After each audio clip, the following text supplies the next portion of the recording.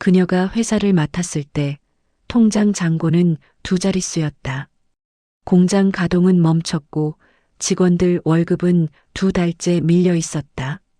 남겨진 빚은 무려 400억이었다. 담보가 없으면 대출 연장은 어렵습니다. 알겠습니다. 그럼 제 이름으로 다시 신청하겠습니다. 그녀는 모든 책임을 자신의 이름으로 걸었다. 한 달만 늦었어도 회사는 문을 닫았을 것이다. 이젠 정말 끝난 거 아니야? 부회장님이 뭘 아시겠어. 세상은 조용히 등을 돌렸고 회사는 그녀에게도 등을 돌리려 했다. 저는 사모님이 아닙니다. 이 회사의 대표 이순희입니다. 그녀는 그날 회사를 다시 자신의 자리로 돌려놓았다. 늦은 밤 사무실 불빛 아래 혼자 서류를 보는 순희. 벽시계는 새벽 3시. 누군가는 화려한 구호를 외쳤지만 그녀는 묵묵히 서류와 싸웠다. 빚의 숫자를 사람의 얼굴로 바꾸는 시간이었다. 그녀는 무너진 회사를 다시 세운다는 말을 쓰지 않았다.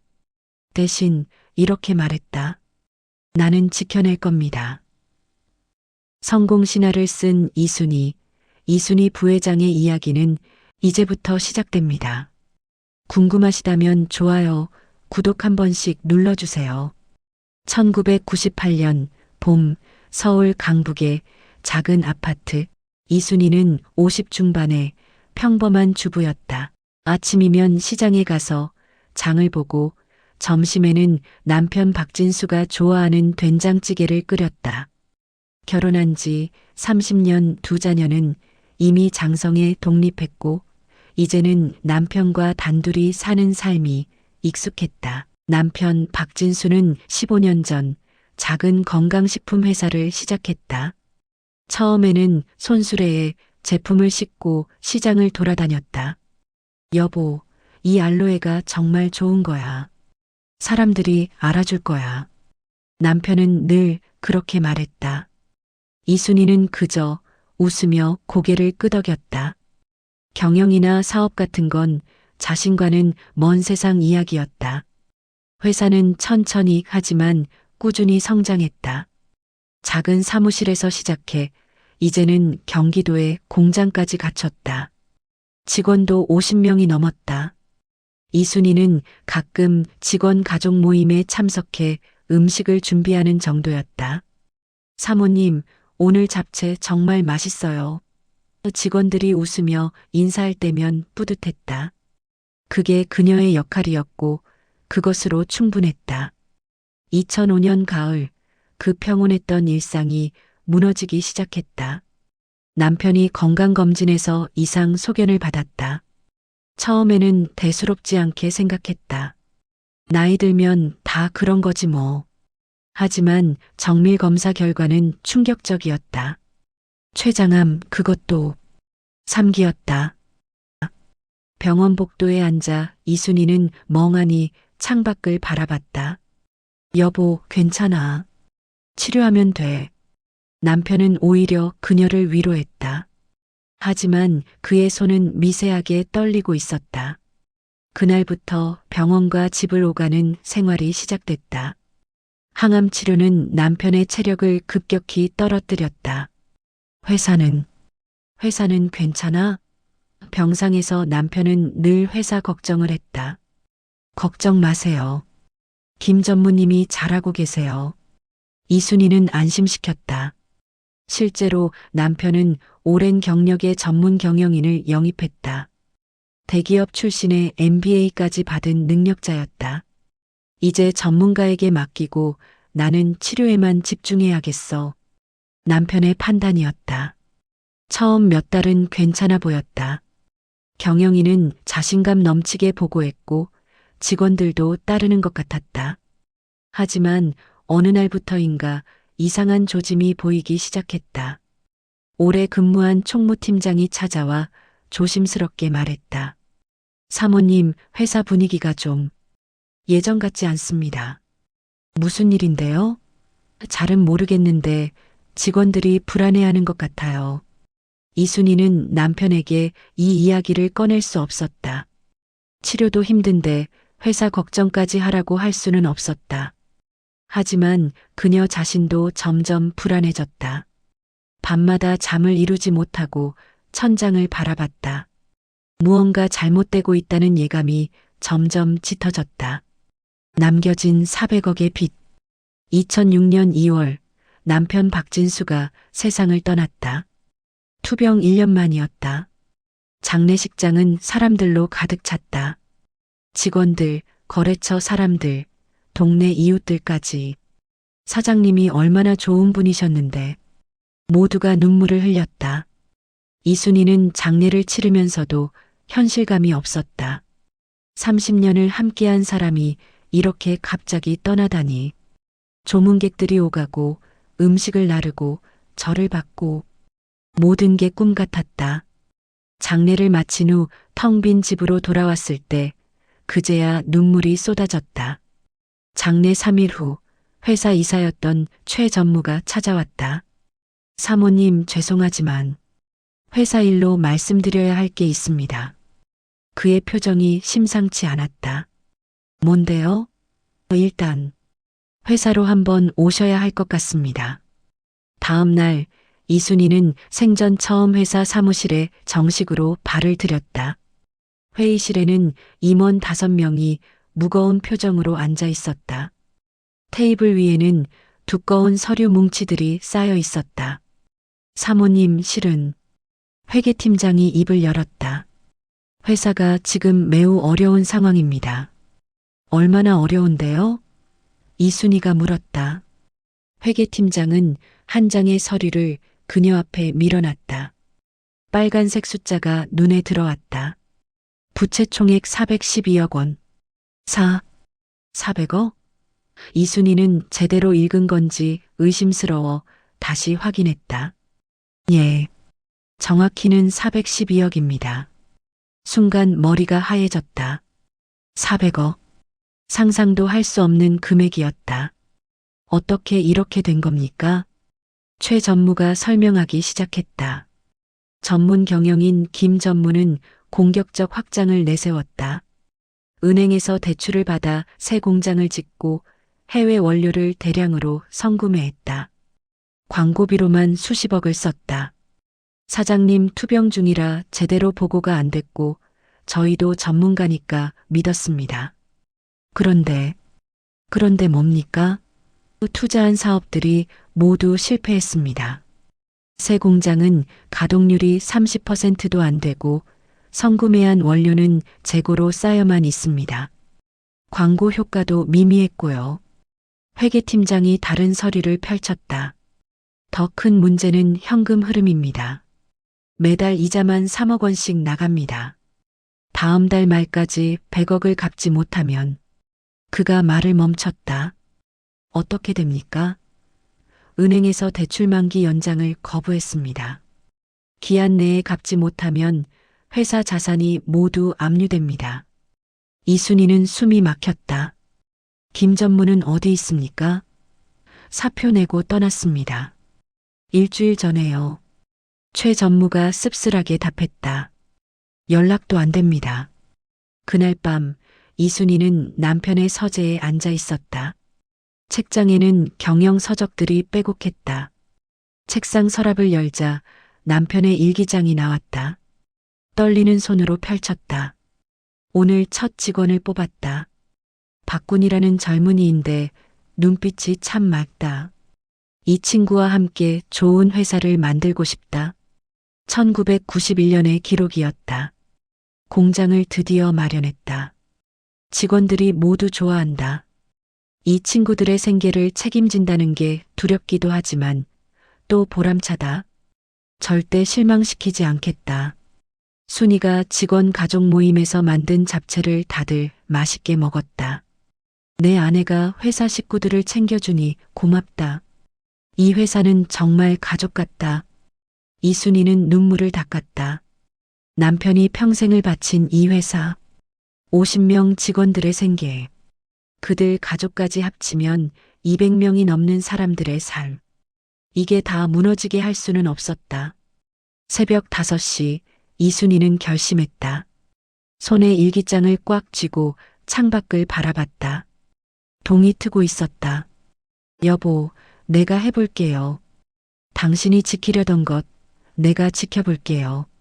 사모님에서 경영자로 2006년 3월 2일 월요일 아침 이순이는 옷장 앞에 섰다. 평소 입던 편안한 옷들 사이에서 20년 전 큰아들 결혼식 때 입었던 감색 정장이 눈에 들어왔다. 손을 떨며 정장을 꺼냈다. 거울 앞에 서니 낯선 자신의 모습이 보였다. 할 수 있어. 해야만 해. 스스로에게 되뇌었다. 회사에 도착하니 직원들이 놀란 표정으로 쳐다봤다. 사모님, 오늘은 무슨 일로? 오늘부터 제가 이 회사를 맡겠습니다. 이순이는 최대한 침착하게 말했다. 하지만 속으로는 심장이 터질 것 같았다. 오전 10시 임원 회의가 소집됐다. 회의실에는 중압감이 흘렀다. 이순이가 입을 열었다. 제가 경영 경험이 없다는 걸 압니다. 하지만 이 회사를 무너뜨릴 수는 없습니다. 여러분의 도움이 필요합니다. 영업이사 김 과장이 조심스럽게 물었다. 사모님 실례지만 어떤 직함으로 회사를 이끄실 겁니까? 직함이요? 네, 법적으로나 대외적으로 명확한 직함이 있어야 은행이나 거래처와 일을 할 수 있습니다. 최 전무가 설명했다. 결제란에 사모님이라고 쓸 수는 없으니까요. 정식 등기이사가 되셔야 합니다. 이순이는 잠시 생각했다. 그럼 부회장으로 하면 어떨까요? 고인이 사장이었으니 제가 부회장이 되는 게 좋은 생각입니다. 임원들이 고개를 끄덕였다. 그날 오후 법무법인을 찾아가 등기이사 변경 절차를 밟았다. 서류에 도장을 찍을 때 손이 떨렸다. 이제 정말 돌이킬 수 없었다. 사인을 하는 순간 56년 인생에서 가장 무거운 책임을 짊어진 기분이었다. 첫 주는 회사를 이해하는 시간이었다. 이순이는 새벽 6시에 출근해 밤 10시에 퇴근했다. 회계장부를 들여다봤다. 처음에는 숫자들이 암호 같았다. 회계팀장에게 기초부터 배웠다. 이게 매출이고 이게 비용입니다. 여기 마이너스 표시가 적자라는 뜻이고요. 공장도 직접 방문했다. 생산 라인을 돌아보며 작업자들과 이야기를 나눴다. 기계가 낡아서 고장이 잦습니다. 원료 수급이 불안정합니다. 약은 수당이 밀려 있어요. 현장의 목소리를 하나하나 메모했다. 거래처 명단도 살펴봤다. 20년 넘게 거래한 곳도 있고 최근 끊긴 곳도 많았다. 영업팀장이 설명했다. 최근 몇 달간 납품이 지연되면서 신뢰를 잃었습니다. 몇몇은 아예 거래를 중단했고요. 가장 큰 문제는 역시 돈이었다. 다음 달 말까지 100억을 마련해야 했다. 이순이는 우선 개인 재산부터 정리하기 시작했다. 강남에 있던 작은 아파트를 급매로 내놨다. 시세보다 3억 낮춰서 팔았다. 남편 명의의 예금, 적금, 주식을 모두 해지했다. 그래도 20억이 부족했다. 은행을 찾아갔다. 대출 만기 연장을 부탁드립니다. 지점장은 고개를 저었다. 사모님, 지금 회사 상황으로는 불가능합니다. 담보 가치도 부족하고 수익성도 없습니다. 한 달만, 아니 보름만 더 시간을 주시면 죄송합니다. 5군데 은행을 돌았지만 결과는 같았다. 절망감이 밀려왔다. 회사로 돌아와 혼자 사무실에 앉아 있는데 노크 소리가 들렸다. 생산팀장과 몇몇 간부들이었다. 부회장님, 저희가. 생산팀장이 봉투를 내밀었다. 이게 뭡니까? 제 퇴직금입니다. 회사에 보태시라고요. 안 됩니다. 어떻게 직원 퇴직금을. 사장님이 저를 키워주셨습니다. 20년 전 고졸 출신의 저를 생산팀장까지 만들어주셨어요. 이게 제가 할 수 있는 보답입니다. 다른 간부들도 하나씩 봉투를 내놨다. 저도요. 저도 함께 하겠습니다. 이순이는 눈물을 참을 수 없었다. 여러분, 정말 고맙습니다. 하지만 이건 받을 수 없어요. 여러분의 노후 자금인데. 그때 전화벨이 울렸다. 오랜 거래처인 대성상사 박 사장이었다. 사모님, 제가 들었습니다. 회사가 어렵다면서요? 네. 죄송합니다. 고인께서 저에게 큰 은혜를 베푸셨습니다. 20년 전 제가 부도 위기였을 때 사장님이 저를 살려주셨어요. 이제 제가 도울 차례입니다. 하지만 50억 준비했습니다. 내일 입금하겠습니다. 이자는 천천히 갚으셔도 됩니다. 이순이는 전화기를 쥔 채 울음을 터뜨렸다. 마감 하루 전 드디어 100억을 마련했다. 은행에 입금을 마치고 나오는데 다리에 힘이 풀렸다. 은행 앞 벤치에 주저앉았다. 봄바람이 불어왔다. 살았다. 첫 번째 고비를 넘긴 것이다. 신뢰의 재건. 위기를 넘겼지만 축배를 들 상황은 아니었다. 여전히 300억 넘는 빚이 남아 있었고 회사는 매달 적자였다. 무엇보다 신뢰가 바닥이었다. 거래처는 외상을 주지 않았고 직원들은 불안에 떨었다. 이순이는 첫 전체 직원 조회를 소집했다. 공장 강당에 50여 명의 직원이 모였다. 그녀는 준비한 원고를 접고 솔직하게 말하기로 했다. 여러분, 저는 경영을 배운 적이 없습니다. 회계도 잘 모르고 영업도 서툽니다. 직원들이 술렁였다. 하지만 한 가지는 확실히 약속할 수 있습니다. 저는 여러분을 절대 속이지 않겠습니다. 회사의 모든 상황을 투명하게 공개하겠습니다. 그날부터 매주 월요일 아침 전 직원 앞에서 경영 현황을 보고하기 시작했다. 매출, 비용, 부채, 현금 흐름까지 숫자를 그대로 공개했다. 이번 주 매출은 3억이고 비용은 4억입니다. 아직 적자입니다. 하지만 저번 주보다는 나아졌습니다. 어떤 직원은 그렇게 솔직하게 말씀하셔도 되나요? 라고 물었다. 우리는 가족입니다. 가족끼리 숨길 게 뭐가 있습니까? 이순희의 대답이었다. 다음은 거래처를 되찾는 일이었다. 이순희는 명단을 뽑아 직접 방문하기 시작했다. 첫 방문지는 부산의 한약재 유통사였다. 20년 거래했지만 석 달 전 거래를 끊은 곳이었다. 사장님, 저는 고 박진수의 아내 이순희입니다. 사장은 딱딱한 표정으로 맞았다.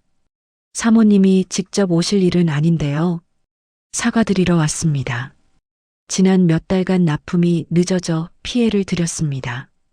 그게 한두 번입니까? 약속을 지키지 않으면 거래를 할 수 없습니다.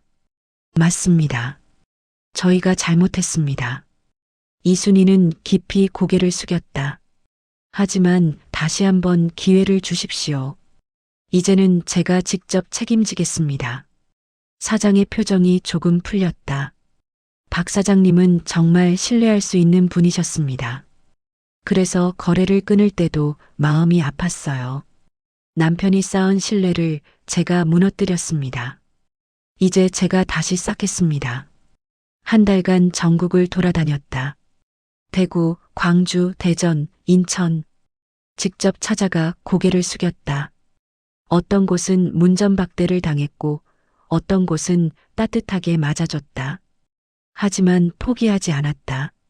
한 번 거절당하면 두 번, 세 번 다시 찾아갔다. 제품 품질에도 승부를 걸었다. 회의에서 원가 절감안이 나왔을 때 이순희는 반대했다. 원료비를 줄이자고요? 예, 그래야 가격 경쟁력이 생깁니다. 안 됩니다.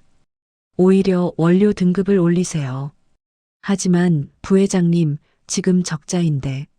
한번 신뢰를 잃었습니다. 이제는 제품으로 증명해야 합니다. 가격으로 경쟁하지 맙시다. 품질로 승부합시다. 연구팀장이 우려했다. 원가가 오르면 손익분기점이 더 올라갑니다. 괜찮습니다. 좋은 제품을 만들면 고객은 알아봅니다. 석 달 후 변화가 시작됐다. 부산의 그 한약재 유통사에서 주문이 들어왔다. 사모님, 제품을 받아봤는데 품질이 정말 좋아졌더군요. 다시 거래하겠습니다. 이순희는 눈물을 감췄다. 감사합니다. 실망시키지 않겠습니다. 하나둘씩 거래처가 돌아왔다. 신규 고객도 생겼다. 소문 들었습니다. 요즘 김문알로의 제품이 정말 좋다면서요? 품질에 대한 입소문이 퍼지기 시작했다. 직원들의 표정도 달라졌다. 월급을 제때 받고 회사가 조금씩 안정되자 눈빛에 생기가 돌았다. 부회장님, 이번 달 매출이 작년 같은 기간보다 20% 늘었습니다. 영업팀장이 기쁜 얼굴로 보고했다. 이순희는 그날 밤 남편 사진 앞에 앉았다. 여보, 조금씩 되살아나고 있어요. 당신이 지켜보고 있지요? 2009년 회사는 안정을 되찾았다. 부채도 절반으로 줄었다. 하지만 이순희는 만족하지 않았다. 국내 시장은 한계가 있었다. 경쟁도 치열했다. 새로운 돌파구가 필요했다. 해외 진출을 해봅시다. 임원회의에서 이순희가 말했다. 순간 침묵이 흘렀다. 최 전무가 조심스럽게 말했다. 부회장님, 해외는 리스크가 큽니다. 어떤 리스크죠? 언어도 문제고 시장도 모릅니다. 큰 기업들도 해외에서 실패하는데 그래서 안 해봅니까? 우리 제품 품질이 뒤떨어집니까? 아닙니다. 품질은 자신 있습니다만. 그럼 해봅시다. 실패하면 제 책임입니다. 첫 목표는 동남아시아였다. 무역협회에서 정보를 모으고 박람회 일정을 확인했다. 베트남 호치민에서 열리는 건강식품 박람회에 참가하기로 했다.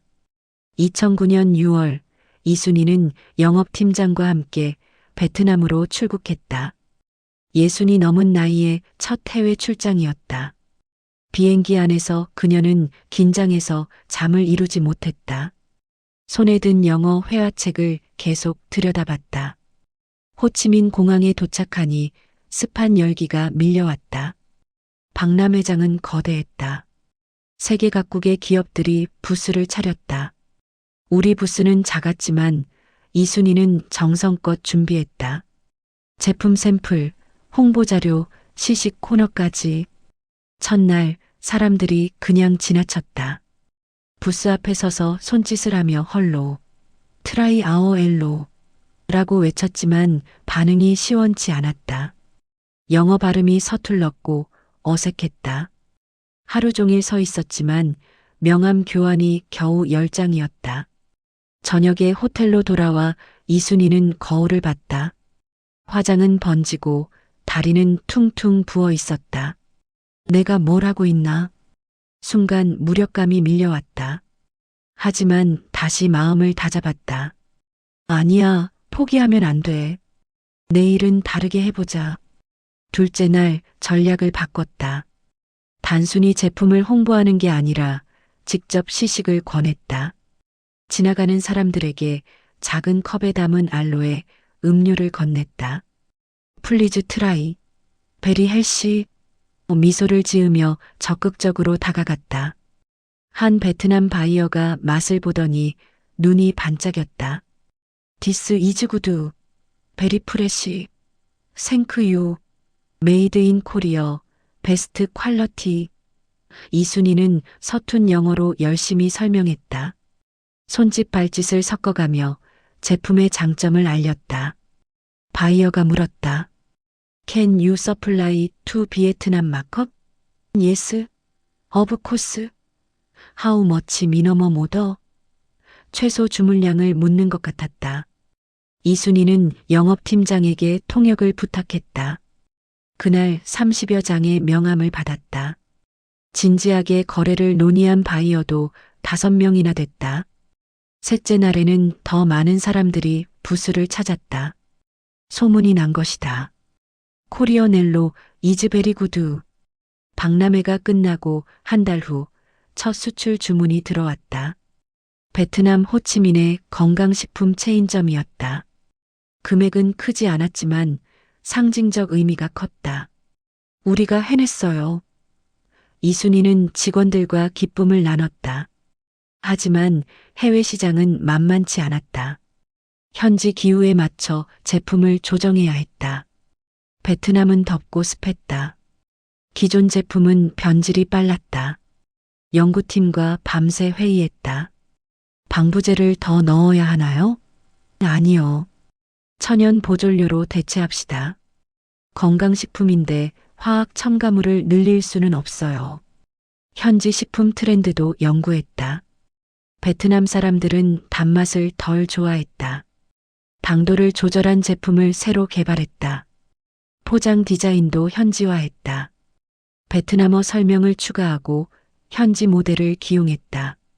이듬해에는 태국, 필리핀으로 확장했다. 매번 박람회에 참가하고 바이어를 만나고 시장을 연구했다. 60대 중반의 나이에 한 달에 2번씩 해외 출장을 다녔다. 몸은 힘들었지만 마음은 설렜다. 부회장님, 무리하시면 몸이 안 좋아지실 텐데. 비서가 걱정했다. 괜찮아요. 일하는 게 더 건강한 것 같아요. 가만히 있으면 오히려 쓸쓸하거든요. 2012년 드디어 해외 매출이 국내를 넘어섰다. 5년 만의 성과였다. 이제 우리는 글로벌 기업입니다. 창립 기념일 행사에서 이순희는 선언했다. 직원들의 박수가 터져 나왔다. 천억을 향한 마지막 도약. 2014년 회사는 급성장하고 있었다. 동남아시아를 넘어 중국, 일본에도 진출했다. 직원도 200명으로 늘었다. 하지만 이순희는 한 가지 목표에 집착했다. 연 매출 1,000억. 1,000억이면 진짜 중견기업입니다. 그때가 되면 더 이상 우리를 무시하지 못할 거예요. 그녀의 각오였다. 하지만 현재 매출은 700억. 300억의 벽이 높았다. 돌파구는 중국이었다. 중국 시장은 거대했지만 진입이 어려웠다. 현지 파트너가 필요했다. 이순희는 상하이 출장을 결정했다. 통역과 함께 현지 유통사들을 만났다. 한국 제품이요? 품질은 좋지만 가격이 비싸요. 대부분의 반응이 이랬다. 품질로 승부하겠습니다. 프리미엄 시장을 공략하려고요. 중국에는 프리미엄 건강식품이 이미 많습니다. 10군데를 돌았지만 성과가 없었다. 마지막 날 한 중견 유통사 대표를 만났다. 왕 회장이라는 50대 여성이었다. 통역을 통해 대화를 나누다가 왕 회장이 갑자기 한국어로 말했다. 사장님, 한국에서 유학했어요. 한국말 조금 해요. 이순희는 깜짝 놀랐다. 그렇군요. 그럼 편하게 이야기할 수 있겠네요. 사장님 나이가 어떻게 되세요? 실례지만 68입니다. 대단하시네요. 이 나이에 직접 해외 영업을. 이순희는 자신의 이야기를 들려줬다. 남편이 세상을 떠나고 400억 빚을 떠안고 회사를 살리기 위해 싸워온 지난 8년의 이야기를. 왕 회장은 진지하게 들었다. 저도 비슷한 경험이 있어요. 남편과 이혼하고 혼자 사업을 시작했죠. 여자가 중국에서 사업한다는 게 얼마나 힘든지 아세요? 두 사람은 서로의 경험을 나누며 공감했다. 좋아요. 함께 일해봅시다. 사장님의 진정성이 마음에 들어요. 왕 회장이 손을 내밀었다. 이순희는 그 손을 꽉 잡았다. 중국 진출의 물꼬가 트인 순간이었다. 중국 시장은 폭발적이었다. 왕 회장의 유통망을 통해 상하이, 베이징, 광저우 등 대도시에 진출했다. 중국 소비자들은 한국 제품을 신뢰했고 품질 좋은 알로에 제품에 열광했다.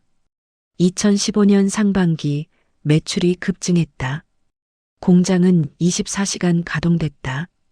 부회장님, 증설이 필요합니다. 지금 설비로는 주문을 다 소화할 수 없어요. 생산팀장이 보고했다. 그럼 증설합시다. 대출을 받아야 하는데. 괜찮아요. 이번에는 확실한 수요가 있으니까요. 이순희는 과거의 무분별한 확장과는 다르다고 판단했다. 신중하게 계획을 세워 공장을 증설했다. 2015년 10월 드디어 그 순간이 왔다. 월별 매출을 집계하던 회계팀장이 소리쳤다. 부회장님, 연 매출 1,000억 돌파했습니다. 사무실이 술렁였다.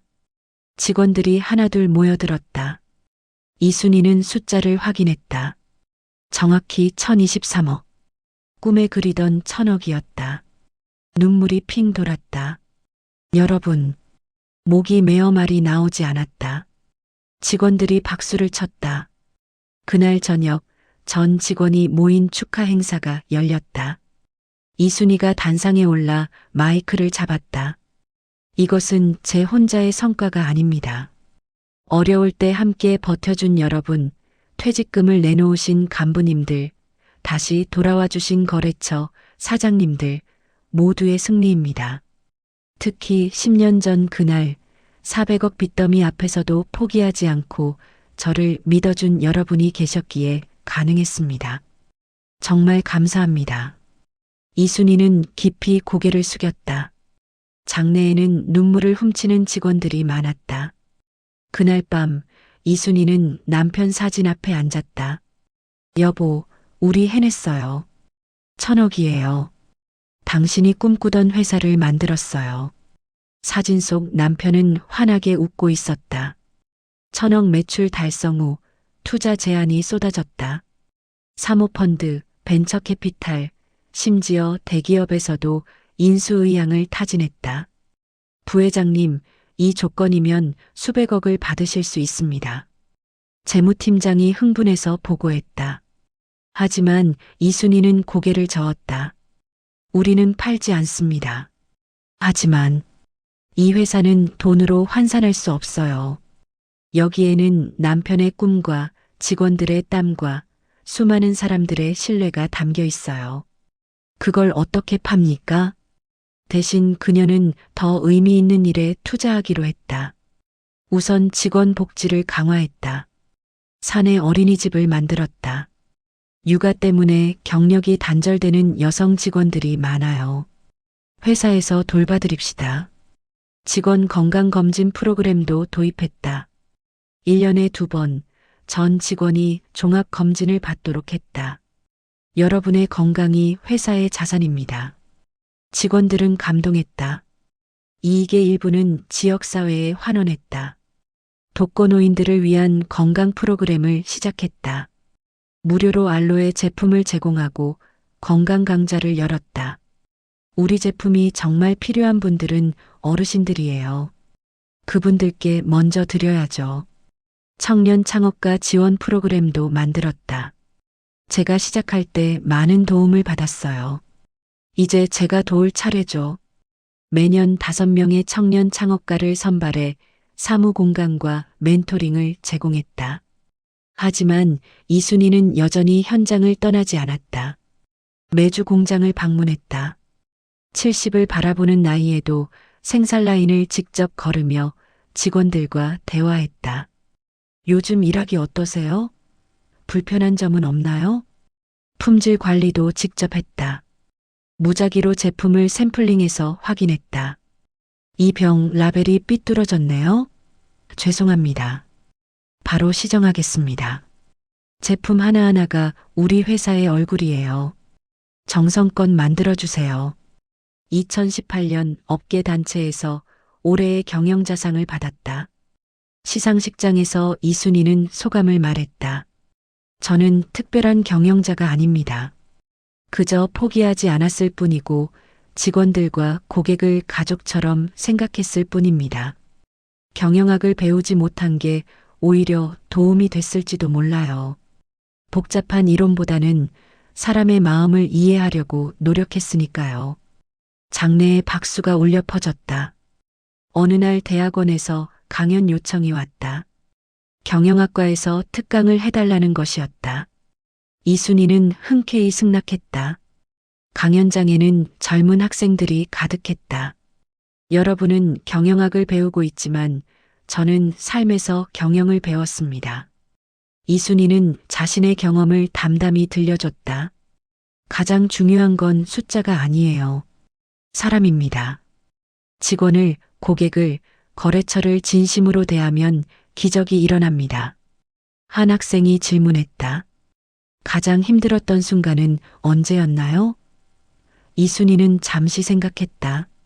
매일이 힘들었어요. 하지만 직원들의 눈빛을 보면 다시 힘이 났죠. 제가 포기하면 그 많은 가족들이 어떻게 되나 싶어서요. 그럼 가장 보람찬 순간은요? 지금이요. 이렇게 젊은 분들에게 희망을 전할 수 있다는 게 가장 보람차요. 희망을 잇는 사람들. 2025년 이순희는 75살이 되었다. 회사는 연 매출 1,500억 규모로 성장했다. 하지만 그녀는 은퇴를 생각하지 않았다. 아직 할 일이 많아요.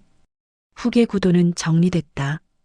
큰아들이 공동대표로 경영에 참여하기 시작했다. 하지만 이순희는 고문으로 남아 여전히 중요한 결정에 참여했다. 경험은 하루아침에 전수되지 않아요. 천천히 가르쳐 주려고요. 매주 월요일 아침 전체 조회는 여전히 이어졌다. 이제는 300명이 넘는 직원 앞에서 그녀는 말했다. 우리의 목표는 매출이 아니에요. 사람들의 건강과 행복입니다. 그걸 잊지 마세요.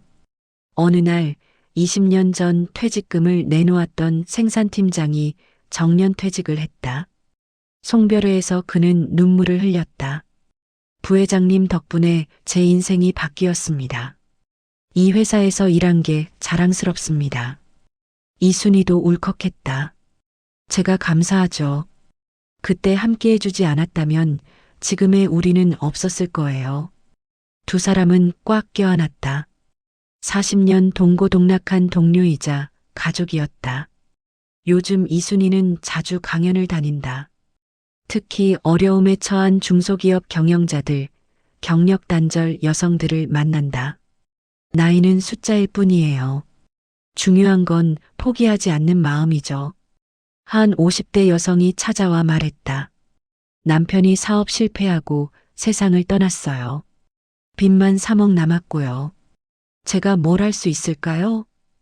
이순희는 그녀의 손을 잡았다. 3억이요? 저는 400억이었어요. 할 수 있어요. 그녀에게 용기를 주고 구체적인 조언을 했다. 몇 달 후 그 여성이 다시 찾아왔다. 작은 가게를 시작했어요. 사장님 말씀대로 하니까 조금씩 손님이 늘고 있어요. 이순희는 진심으로 기뻤다. 잘하셨어요.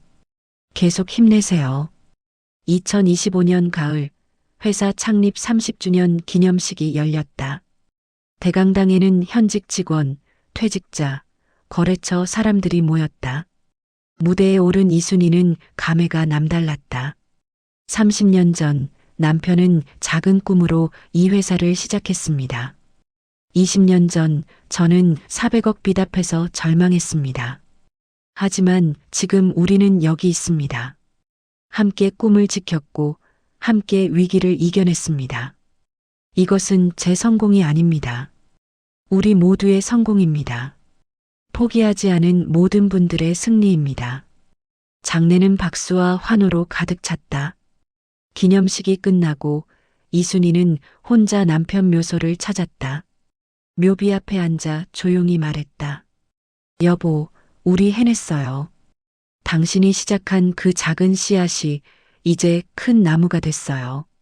많은 사람들에게 그늘을 주는 나무로요. 제가 여기까지 올 수 있었던 건 당신이 보여준 정직함과 성실함 때문이에요. 그걸 잊지 않고 지켜왔어요. 가을바람이 불어왔다. 나뭇잎이 하늘하늘 떨어졌다. 집으로 돌아오는 길, 이순희는 창밖을 바라봤다. 저녁 노을이 아름다웠다. 휴대폰에 메시지가 왔다. 아들이었다. 어머니, 내일 중국 바이어 미팅 있는데 함께 가시겠어요? 이순희는 미소 지으며 답장을 보냈다. 그럼 당연히 가야지. 몇 시에 출발하니? 그녀의 하루는 아직 끝나지 않았다. 그리고 그녀가 심은 희망의 씨앗은 계속해서 자라나고 있었다. 포기하지 않는 한 끝은 없다. 나이는 숫자일 뿐, 꿈은 영원하다. 여러분들도 힘을 내세요. 세상은 넓고 할 일은 많습니다. 나이는 숫자에 불과합니다. 어려움을 극복하고 이겨내는 것만이 자신과의 싸움에서 이기는 것입니다.